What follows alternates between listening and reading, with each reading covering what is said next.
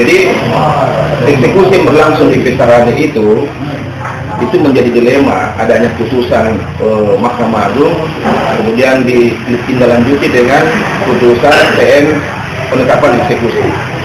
Di dalam perkara sebelumnya Andi Baso menuntut itu tersangka dengan beberapa masalah terkait juga tuduhan terhadap surat palsu. Sedangkan perlu diketahui bahwa tanah itu adalah milik Keren Cincing, Keren Lengkese, yang mana tahun 1964 dia memberikan tanah itu kepada kemanakannya sendiri, yaitu Andi Sosong Keren Lembambaran. Andi Sosong Keren Lembambaran perlu diketahui dia itu sebagai kepala lingkungan dan seorang anggota TNI yang kemudian pensiun menjadi anggota Legiun Veteran.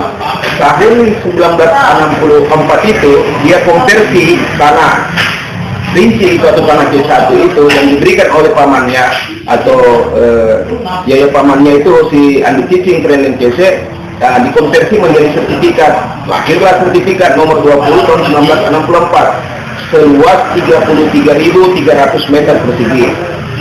Berjalan waktu, pelebaran jalan Veterani itu sehingga tanah sertifikat itu terkena pelebaran jalan seluas 3.085 meter, sehingga sertifikat itu tersisa 31.250 meter persegi. Nah, sertifikat itu berjalan waktu Ahmad Yusuf menurut informasi adalah kemanakan langsung dari istri dari Keren Cincin. Entah bagaimana, apa karena dia cemburu atau bagaimana, akhirnya bermohon sertifikat, lahir juga sertifikat di atas sertifikatnya Andi Sosong nomor 351 dan ada 4 atau 5 turunannya.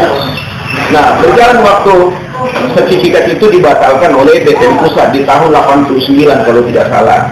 Nah, sertifikat nomor 20 tahun 1964 itu sudah pernah dikeluarkan SKPT, sudah dilakukan pembebasan lahan oleh otoritas Panakutan tahun 1973, kemudian ada pengecekan 2 kali di BTN.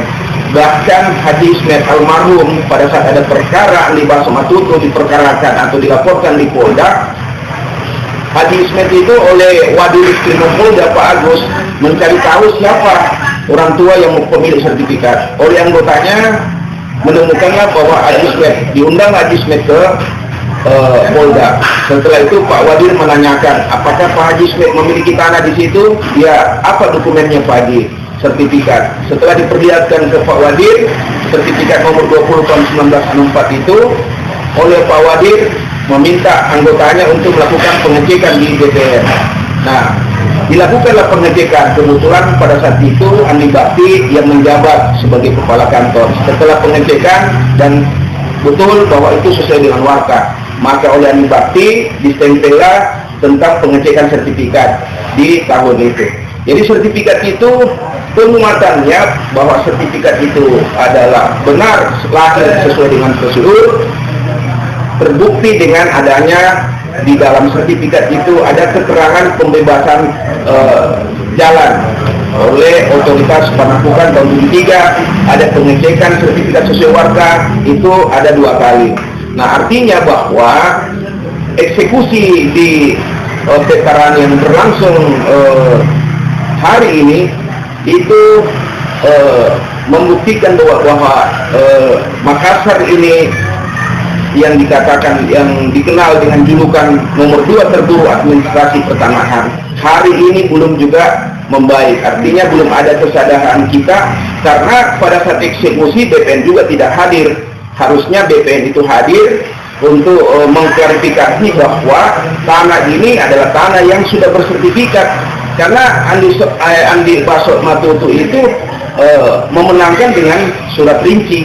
Nah, bagaimana bisa rinci dibawa di atas tanah yang sudah bersertifikat atau mewakili Keren Cincing? Menurut informasi bahwa dia ahli waris Keren Cincing, sedangkan Keren Cincing sendiri sudah tidak memiliki itu tanah karena tahun 64 dia sudah berikan kepada Andi Sosong Keren Lembambaran. Jadi ini menjadi pelajaran buat kita bahwa persoalan-persoalan tanah ini sampai hari ini, detik ini itu juga belum selesai, karena kemungkinan kita ini belum ada kemauan untuk menyelesaikan. Tapi persoalan ini kan harus diselesaikan. Nah, siapa yang selesaikan? Ya marilah kita semua, masyarakat, ormas, ataupun lembaga bersama-sama dengan penegak hukum untuk berkumpul untuk membicarakan sehingga bisa ada solusi dari persoalan ini. Bukan pemiliknya. Ya, jadi perkara di persidangan antara Ahmad Yusuf ataupun yang terwakili dan Andi Baso Daeng Matutu atau Andi Baso Matutu itu adalah dua orang yang sama-sama bukan sebagai pemilik. Kenapa sebagai bukan pemilik? Karena yang mewakili Ahmad Yusuf itu sertifikat itu sudah dibatalkan, nomor 351 dan turunannya itu sudah dibatalkan. Itu dibuktikan dengan pembuktian keterangan dari Agraria Pusat tahun 1989 dan pengumuman-pengumuman yang di Koran Fajar. Sedangkan Andi Baso Matutu, kenapa dikatakan juga bukan pemilik?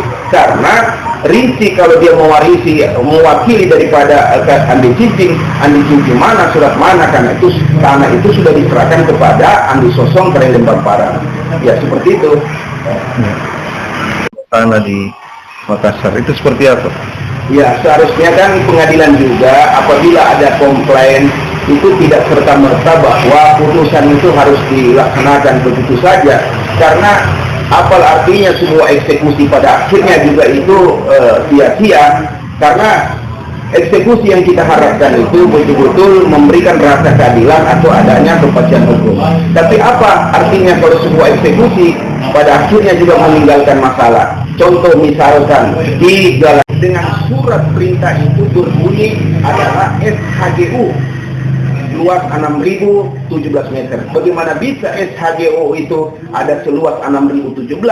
Karena HGO itu minimal adalah 5 hektar. Ini juga sudah apa tidak menjadi pertimbangan pengadilan? Apakah karena tidak ada kehati-hatian? Padahal itu tanah jelas bahwa itu tanah negara bekas izin dom 1188 1189 yang didaftar oleh Haji Mamat Said tanggal 2 bulan 2 1967. Kemudian dikonversi menjadi sertifikat sebagian dan telah dijual kepada Ayong, Gentang dan beberapa masyarakat. Artinya bahwa kepemilikan itu jelas-jelas bahwa itu adalah kepemilikan Haji Mamat Said yang diwariskan kepada anaknya Aihimsa, jelas-jelas bahwa berkekuatan hukum. Tapi realitanya apa yang terjadi? HGB yang dianggap bermasalah karena beralih dari PPII dengan cara melawan hukum, melanggar undang-undang Badan Usaha Milik Negara dengan cara dengan AJB, itu jelas-jelas bahwa itu adalah produk yang cacat hukum atau batal demi hukum. Tapi itu digunakan untuk kemenangan di pengadilan. Yang jadi masalah HGB yang diputuskan HGU sebagai perintah pengadilan. Apa ini tidak bertolak belakang atau tidak bertentangan? Nah inilah semua menjadi pelajaran bahwa perkara-perkara itu yang putus itu belum tentu mewakili kebenaran ataupun mewakili keadilan. Ini perlu kesadaran kita semua, para penegak hukum, para teman-teman yang menjadi aktivis dalam penegakan hukum, ya harusnya ini menjadi tolak ukur untuk ke depan bahwa persoalan-persoalan begini itu jangan lagi terulang khususnya di Kota Makassar. Demikian.